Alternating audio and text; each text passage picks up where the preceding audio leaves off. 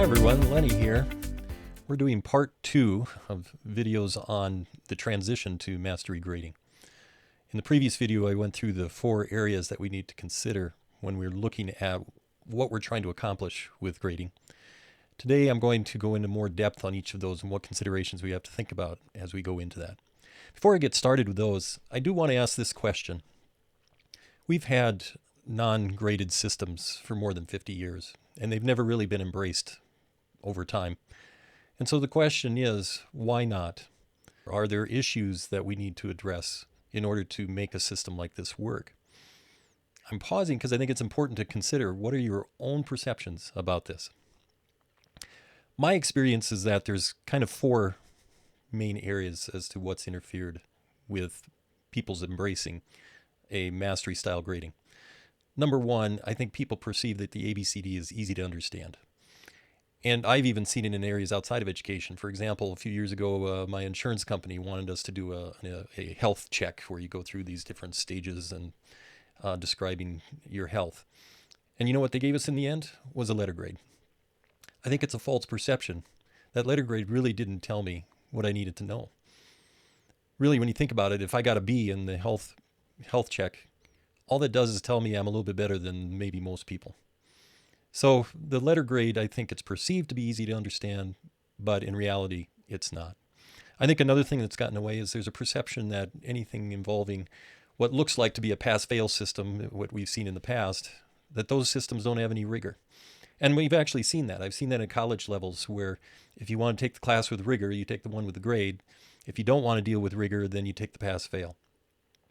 I think we need to make it very clear that the mastery types of systems we're talking about here are actually more rigorous than the letter grade systems. I think another thing that comes into play here is deep down education has used the grading system to sort kids. And I think there's a perception we need to sort kids by academics, that there is a need to determine who's the cream of the crop and who's not. I think what we're starting to find is as education has shifted from a perception of we're going to help, in particular, the best learners, to now we need to help all learners. Now we need to rethink our grading system because of where we're at in what we're trying to accomplish in education. I think another level that plays into this is accountability. When you look at the grading system, there is a certain level of accountability that's there. And we don't want to throw that baby out with the bathwater. So I'm going to talk about the accountability in a couple slides here. So anyway, the 4 areas or purposes for mastery grading. Let's go into some of these and get some specifics. First of all, I think the easiest one to deal with is at the course level. If you don't have averages and letter grades, how do you know what kind of progress a learner has? And if you remember, we broke down this particular course into 10 learning targets, and we've got 7 of those 10 targets that are mastered now, which leaves 3 more learning targets to finish. That progress is really measured by how much of the course is mastered.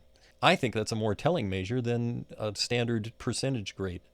This tells you exactly how well they are doing and how much of it they've done that well so far. So I think this is probably the easiest thing for most schools to embrace is how to show progress in a course. Within those learning targets, there are a couple of issues around determining mastery. One is, what's our way of communicating mastery? And like I said, you can have a minimum of a 2-point scale, which is the 0 or the 1. Have they mastered or have they not mastered it? Most schools have adopted a 3, 4, or 5-point scale. Most commonly I've seen is 4-point scales. Often in those scales, they determine 3 as proficiency or competence or mastery. And so 1 and 2 show that they're not there yet, and 4 shows something above and beyond mastery. I think there's pros and cons to using those systems. I think the main issue here is what are the teaching practices behind the scale? And so that's where it becomes very important for us to look at what we're trying to accomplish here and does the scale fit that. Probably even more important, though, is the level of rigor for mastery. What's our bar? And if we make just passing the course our bar, I think that's a mistake. What we're talking about is mastery or competence, and therefore it should be a higher bar than what traditionally was called C or D work in the old system. And so determining that bar for mastery can be tough. Now you may remember that Bloom had a lot of work that he embraced around mastery learning. And he was asked that question of what's the bar for mastery? And what he found is that as much as you can talk about it, what people really wanted was a straightforward, clean bar.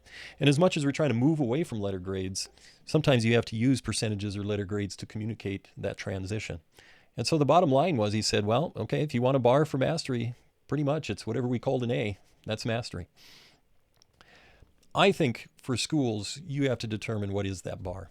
And again, we don't want to use percentages as the way to calculate it, but if we want to get across to people what it was compared to the traditional system, for example, a statement could be, what we used to when we traditionally measured it was considered a 95%.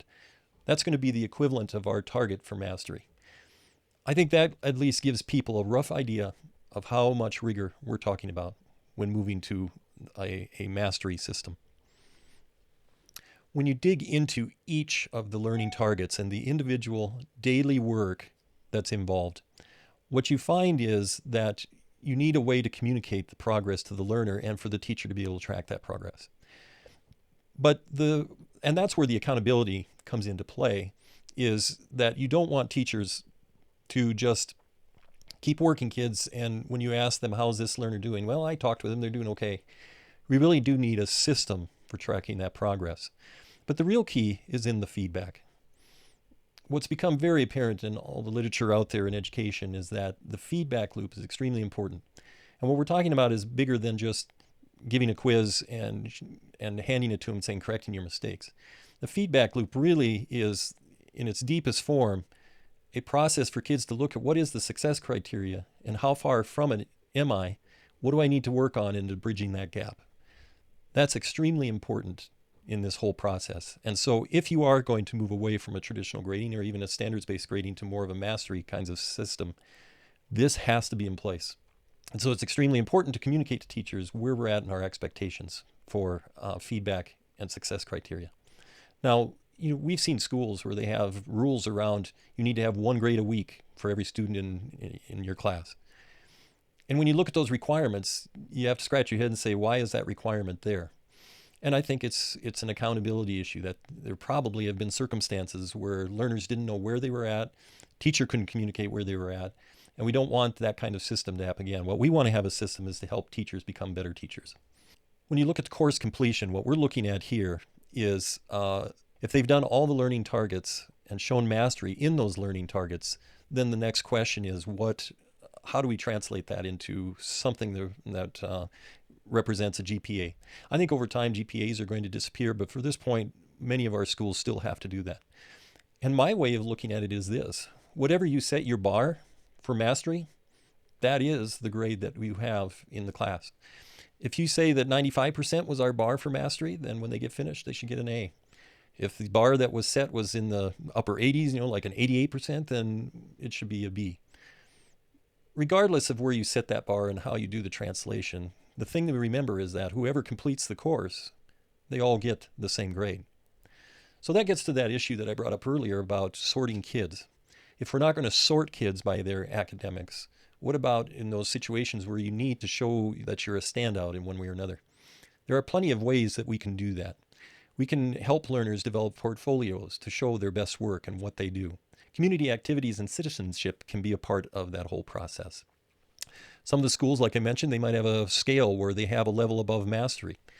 I think there's pros and cons to doing that, but regardless, that is one way that you can accomplish that, is that you can set a standard above mastery. Learner agency attributes, all the things we've been talking about with wanting learners to be ready to help self-regulate, those could be a piece of what they demonstrate. Also, there are areas where learners can demonstrate skills beyond what's taught in the traditional content. You may have a student who wanted to pursue learning the Chinese language. You may have a student who, she was very gifted in computer programming, so she wanted to pursue a language that wasn't taught, like Python or something, where she wanted to learn more beyond what schools taught. I think those things can be very appropriate in helping learners demonstrate their ability to stand out. What it all comes down to is this. I think people perceive that if we set a bar too high, then we're going to make it too difficult for learners to get through. And certainly we are going to have some students that we're going to have to work with no matter what kind of system we set up. But I have to agree with Bloom. He believed that nearly all students could achieve high bars of mastery. But That's if we move away from traditional instructional methods. I think when we look at delivery of instruction to all learners, the same thing at the same time, I think also setting up where we have certain timelines and whatever happens at that test, that's what you get. Those things play into whether students can achieve mastery or not. But in a mastery learning system, I think that we can set up where nearly all the learners achieve mastery, even with a high bar. I think there's a body of research out there that supports that. Guskey talks about this in one of his articles, that when we do set up a well-situated mastery learning environment, levels of achievement are higher, and they develop greater confidence in their ability to learn. I think really when we look at our grading systems, it isn't whether we're standards-based, it isn't whether we're letter grade or averages or anything like that. I think we have to take what we know about motivation and areas of psychology, like self-determination theory, can help us get there. And so our grading systems need to get up to speed to looking at how do we help students develop competence, how do we help them develop autonomy, and how we help them develop relatedness. Those all come into play into our grading system. And unfortunately, the traditional grading system doesn't meet that need. I think also our standards-based and four-point grading systems and so on can be well done and set up, but they by themselves are not enough. It's the instruction and practices behind the scenes. I've seen too many schools that have adopted standards-based learning in a four-point system that still primarily teach in a traditional manner behind the scenes. And so it comes down to how do we develop a system that's flexible, an environment where we want to see more customized and personalized learning being implemented within that classroom. We need to have a grading system that can fit those needs. So in all that, it's a really tough job, but I think it's worth taking on. And I applaud you for at least looking at how can we make our system better for our learners.